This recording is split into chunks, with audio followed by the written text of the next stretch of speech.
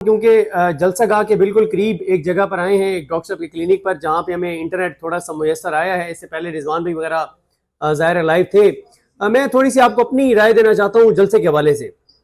देखिए, एक तो इम्पॉर्टेंट ये है कि इस वक्त जलसागाह के अंदर जितने लोग हैं उससे कई गुना ज्यादा लोग जलसागाह से बाहर हैं। दूसरा जो है, मैंने जो चीज देखी है वो 10-11 साल के बच्चे से लेके 80 साल बुजुर्ग तक हर उम्र का पाकिस्तानी शहरी आपको इस जलसे में नजर आएगा। फिर एक और चीज बहुत इंपॉर्टेंट है और वो ये है कि आपको असीरान जो जेलों में रहे हैं कई कई माह कई कई साल, वो आपको इस वक्त जलसे में नजर आएंगे।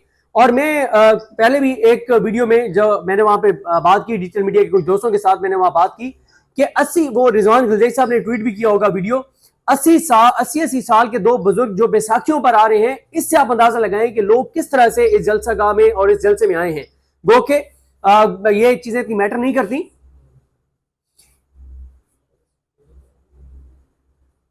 था कि कुछ चीजें उस तरह से ज़्यादा मैटर नहीं करती कि, लेकिन फिर भी उससे कुछ ना कुछ असरात होते हैं, क्योंकि वहां पे हमें इंतजामात उतने आइडियल नजर नहीं आए जलसागाह में जिस तरह से होने चाहिए थे।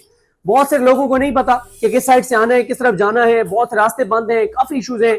लेकिन तादाद, जलसागाह बहुत छोटी है और तादाद बहुत ज्यादा है, और लोगों की आंखों के अंदर जो एक जज्बा है, जो एक उम्मीद है, और जाहिर ये निजाम ये चाहता है कि लोगों को मायूस कर दिया जाए, लोग थक जाए, लोग हार जाए, लोग कहें कि कुछ नहीं हो सकता और अब हम बस छोड़ दें, ये निजाम ऐसे ही चलना है, इमरान खान रिहा नहीं हो सकता। लेकिन यकीन करें कि लोग जिस तरह से आज से 2 साल पहले इमरान खान की रिहाई के लिए केपीके के लोगों की मैं बात करूं, जिस तरह से 2 साल पहले वो कमिटमेंट के साथ जलसों में आते थे कि कब हमारी लीडरशिप हमें कॉल देगी और हम जाएंगे, उसी कमिटमेंट के साथ आज भी मौजूद थे। मुझे एक शहरी मिले जिनका ताल्लुक फैसलाबाद से था, उनका नाम था मोहम्मद सुहेल। उन्होंने मुझे बताया कि मैं 700 से 800 रुपए डेली कमाता हूँ, ये पेजेस प्रिंट करने का वो काम करते हैं। उन्होंने कहा मैं अपनी जेब से किराया भर के आया हूँ। उन्होंने कहा मैं क्यों आया हूँ? उन्होंने कहा कि इमरान खान क्योंकि एज ए पाकिस्तानी मेरे मयार पे पूरा उतरा है, उसने मेरे मुल्क की, मेरी खुददारी की बात कर रहा है, मेरे मुल्क की गैरत की बात कर रहा है, मेरे बच्चों के मुस्तकबिल की बात कर रहा है। तो मैं भी इमरान खान की उम्मीदों पर पूरा उतरते हुए, उसके जो क्राइटेरिया इमरान खान चाहते हैं उस पर पूरा उतरते हुए मैं भी आया हूँ। तो आपको मजदूर नजर आते हैं, आपको गरीब लोग नजर आते हैं, आपको आम लोग नजर आते हैं, आपको नौजवान नजर आते हैं। खवातीन गो के जिस रास्ते से हम गए उस पर बहुत कम थी, लेकिन जिस तरह से मैं आपको अर्ज कर रहा हूं कि लोगों की आंखों में एक उम्मीद है, चमक है। लोग मैं आपको एक चीज बताऊं, लोगों का ना, मैं आपको एक खबर भी दे देता हूं। इमरान खान साहब ने पिछली 3-4 मुलाकातों में बात की अडयाला के अंदर। इमरान खान ने कहा कि जाके मेरे MNAs, MPs और लीडर्स को कहो कि तुम लोग पीछे रह गए हो और अवाम तुमसे आगे निकल गई है। दूसरा, इमरान खान ने कहा कि इनको जाकर कह दो कि तुम लोग अपनी सियासी कब्रें खोद रहे हो। इन्हें जाकर बता दो कि अगर मैं बाहर आकर तुम्हें टिकट देना भी चाहूंगा तो लोग मुझे टिकट नहीं देने देंगे, जो कुछ तुम कर रहे हो। फिर इमरान खान साहब ने एक और बात कही। इमरान खान साहब ने कहा कि मेरी पार्टी में 3 तरह के लोग हैं। एक वो है, उन्होंने कहा बहादुर बहुत कम रह गए हैं। लीडर्स की बात हो रही है, लोगों की बात नहीं हो रही, अवाम की बात नहीं हो रही, सोशल मीडिया की बात नहीं हो रही। इमरान खान ने कहा कि बहादुर बहुत कम रह गए हैं, बाकी जो है वो मुनाफिक हैं या बुज़दिल हैं। तो वहां बैठी हुई एक शख्सियत ने कहा, खान साहब नहीं, जो मुनाफिक हैं उनको आपके सोशल मीडिया ने एक्सपोज कर दिया है, लिहाजा या बहादुर है या बुज़दिल है, कोई तीसरी कैटेगरी नहीं है। यानी देखें, मैंने किसी से पूछा जो इमरान खान साहब को मिलने जाते हैं, मैंने कहा आपको क्या नजर आ रहा है? उन्होंने कहा पहली बात तो यह है कि इमरान खान साहब को बड़ी क्लैरिटी है कि उनकी बार जो लीडरशिप है वो उस तरह से सिंसियर नहीं है, उनके अंदर वो जज्बा नहीं है, उनके अंदर वो जो इमरान खान की एक पेस है, जो इमरान खान चाहते हैं वो नहीं है। उन्होंने कहा लेकिन इमरान खान 2 चीजों पे फैसला कर चुके हैं, एक वो लंबा जेल रहने के लिए तैयार है, और इमरान खान साहब ने अपनी बहनों को कहा कि बाहर जाकर कह दो कि मैं मर जाऊंगा लेकिन डील नहीं करूंगा। तो एक बहन ने कहा कि आप भाई हैं, हम बहनें, ये जुमला, ये लफ्ज हम नहीं कह सकती कि मर जाऊंगा। हाँ, ये कह सकती हैं हम जाकर के जी आप ये कह रहे हैं कि जब तक जिंदा हूं मैं डील नहीं करूंगा। एक तो वही जो मिलते हैं लोग उनसे जाकर, उनसे जब हमारी बात होती है वो कहते हैं कि वो ज़हनी तौर पर तैयार हैं कि वो लंबा अरसा जेल में है और उनको कोई जल्दी नहीं है बाहर डील करके आने की। दूसरा, वो कहते हैं कि इमरान खान साहब को ये लगता है, जो इमरान खान साहब ने कहा कि जाकर कह दो कि मुझे लगता है कि अब पाकिस्तान के हालात जो है वो श्रीलंका, बांग्लादेश और नेपाल की तरफ जा रहे हैं। उन्होंने कहा कि इमरान खान साहब इस बात पर कन्विंस हैं कि लोग निकलेंगे और लोग इस निजाम को गिराएंगे और इमरान खान को बाहर निकालेंगे, लेकिन इमरान खान किसी भी तरह से डील करके किसी तरह से बाहर नहीं आएंगे। इस वक्त सबसे बड़ा मसला यह है कि जितने लोग हमें मिले हैं वो लोग हमें एक ही बात कहते हैं कि कब हमारी लीडरशिप हमें कोई सॉलिड लाएअमल देगी, कोई हमें रोड मैप देगी, हमें बताएगी कि कैसे हमने इमरान खान को निकलवाना है। देखें इमरान खान के जो नाम, इमरान खान के नाम पर जो जलसों में आने वाले हैं, उनके अंदर फ्रस्ट्रेशन बढ़ रही है, गुस्सा बढ़ रहा है, वो बहुत ही ज्यादा नाराज है अपनी लीडरशिप से। और मैं आपको बताऊं, हमें एक कारकुन मिला, उसने लगे हुए पेनाफ्लेक्सिस पे कहा, उसने जो अल्फाज इस्तेमाल किए, जाहिर है वो जज्बात में था, मैं नहीं वो इस्तेमाल कर सकता, लेकिन ये बात पीटीआई के लीडर्स को पता होनी चाहिए कि अब लोग इनकी पेनाफ्लेक्सिस पे लगी हुई तस्वीरों को देख के जो अल्फाज अदा करते हैं वो जाके पता करवा लें। तो लिहाजा मैं ये समझता हूं कि पीटीआई की लीडरशिप ने अगर लाएअमल ना दिया तो लोगों का अब सबर अपनी लीडरशिप के हवाले से जवाब दे रहा है। और आपने देखा मिशन नूर में, आपने क्या देखा, लीडरलेस एक्टिविटी थी, कोई पीटीआई नहीं थी उसमें, लेकिन किस तरह से वो कामयाब हुई। और आप देखें कि अक्सरियत उन लोगों की है जिन्होंने हमें बताया, बड़े इंफ्लुएंशियल लोग, बड़ी आम पोजीशंस पे बैठे हुए, कि हमने और हमारी पूरी फैमिली के लोगों ने अजानें दी, लेकिन ना तो हमने वीडियोस बनाई, ना हमने अपलोड की, ना हम अपलोड कर सकते थे।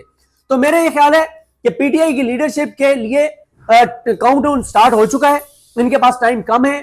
अगर ये कोई सॉलिड लाहेअमल नहीं देंगे, ये कोई प्रैक्टिकल चीज नहीं करेंगे, तो लोग इनके खिलाफ उठ खड़े होंगे।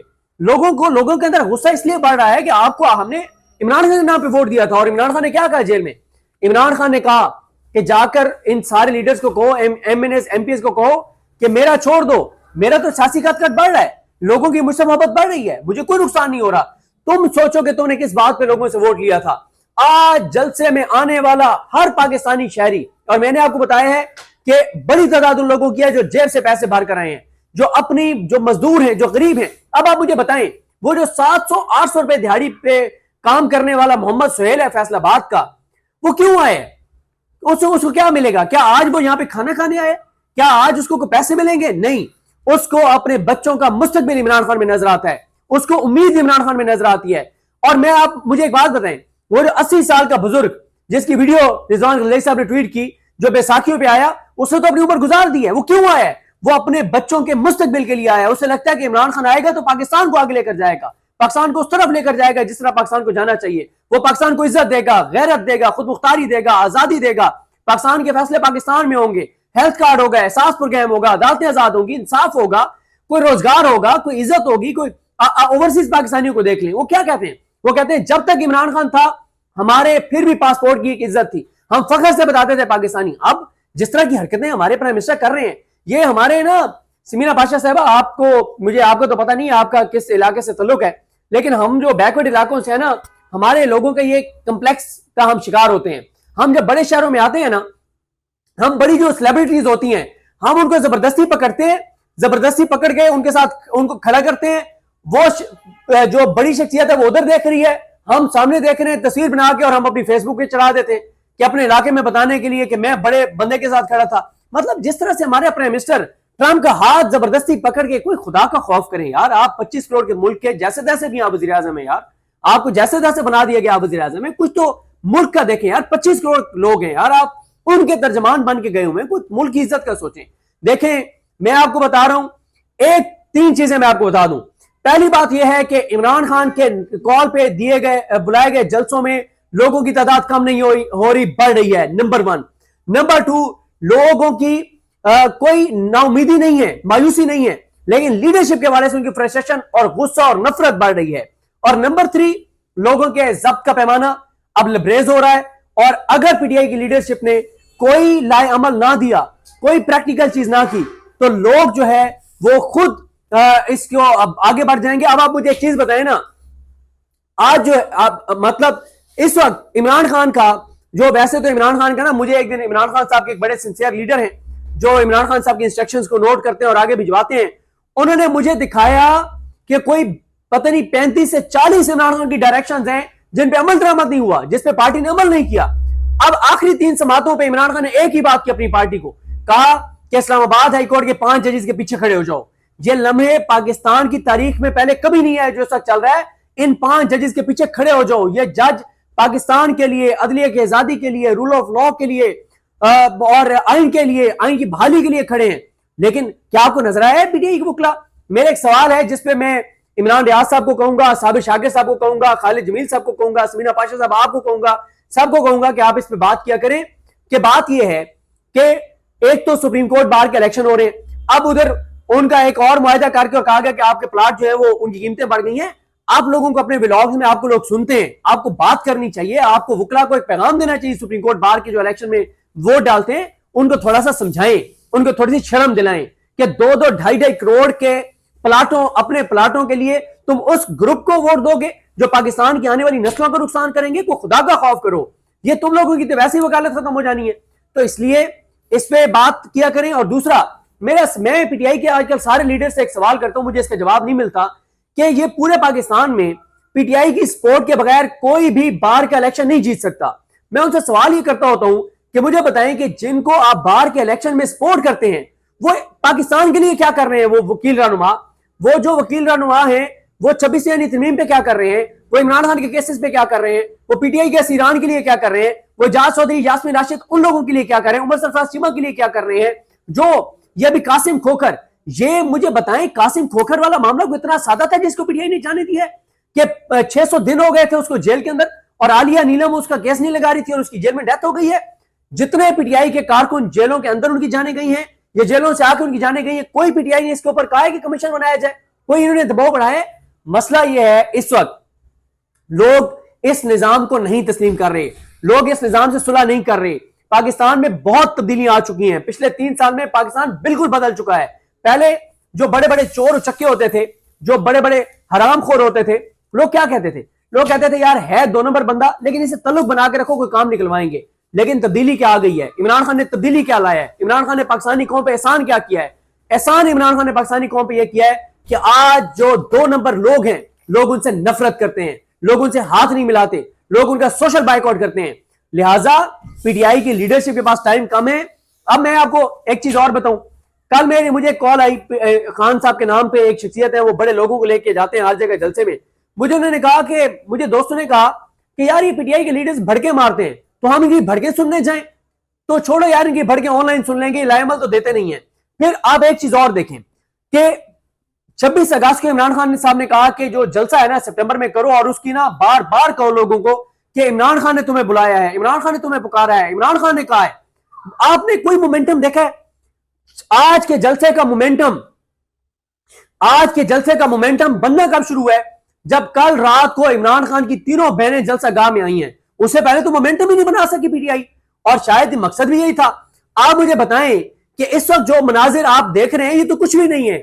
जो भी जलसागाह से खुद होकर नहीं गया वो नहीं आपको बता सकता कि इस वक्त लोगों के सेंटीमेंट्स क्या हैं। हम बहुत सारी चीजें आपको नहीं बता सकते कि इस वक्त लोगों के सेंटीमेंट्स क्या हैं। हम लोगों के जज्बात आपको नहीं बता सकते कि जज्बात क्या है, क्योंकि हम लोगों से मिले हैं, हमारे सामने लोग जो बात कर रहे हैं। आपको मैं बताऊं इस वक्त भी, और ये मोहब्बत पाकिस्तान में कायद आजम के हिस्से में होगी, उसके बाद तो हमें नहीं पता कि किसी के हिस्से में यह मोहब्बत आई हो कि बुजुर्ग हमें मिलते हैं, इमरान खान का जिक्र करते हैं, उनकी आंखों में आंसू आ जाते हैं कि वो हमारी खातिर वहां जेल में बैठा है, हम तो तैयार है निकल के उसको निकलवाने के लिए, लेकिन ये पीटीआई के लीडर्स जो है ना वो सिंसियर नहीं है।